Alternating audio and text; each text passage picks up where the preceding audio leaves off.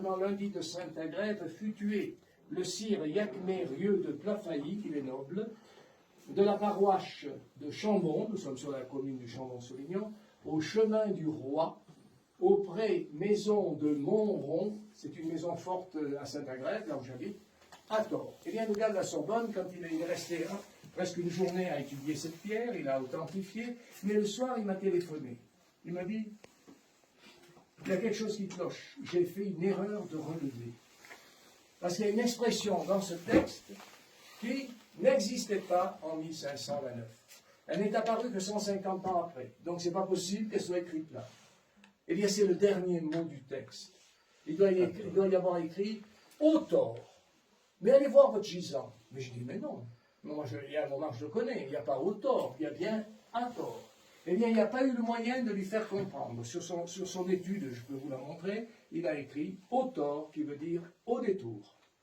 Cette expression n'existait pas en 1529. Alors moi, j'ai eu un éclair là. J'ai dit, mais si ça n'existait pas, c'est que c'est codé. Ce texte est codé.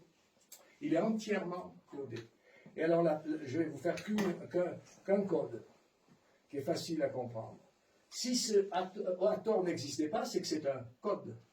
Et qu'est-ce qu'on met à la fin d'un texte ou à la fin d'une lettre? On met sa signature. Eh bien, c'est la signature du grand œuvre. Un alchimiste a 22 étapes à franchir avant de réussir le grand œuvre. Et ces 22 étapes, ces 22 expériences initiatiques, eh bien, elles sont symbolisées par les 22 lettres de l'alphabet hébreu, 22 lettres hébraïques. Il n'y en a pas 26 comme nous, il y en a 22. La dernière lettre, c'est le tav, c'est un T. Il y en a qui disent Do. Le T. Eh bien, ce T, qu'est-ce qu'il symbolise? La dernière étape, c'est-à-dire l'accomplissement de l'œuvre. Eh bien, la dernière lettre du dernier mot, je vous le montre, c'est un T. Et je viens de vous dire ce que ça veut dire. Ça signifie qu'il a accompli le grand œuvre. Mais, pour confirmer, vous lisez comme dans la langue hébraïque, non pas de gauche à droite, mais de droite à gauche comme en arabe, et vous allez lire rota. Vous voyez? En latin, ça veut dire roue, ça veut dire cycle. Le cycle alchimique a été accompli dans cette maison. Le feu de roue a été maîtrisé.